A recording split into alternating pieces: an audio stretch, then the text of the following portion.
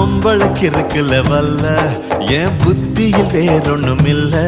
நான் உடும்புக்கு பிறந்தவன் புள்ள சொன்ன ஒரு சொல்லு மாறுவதில்ல.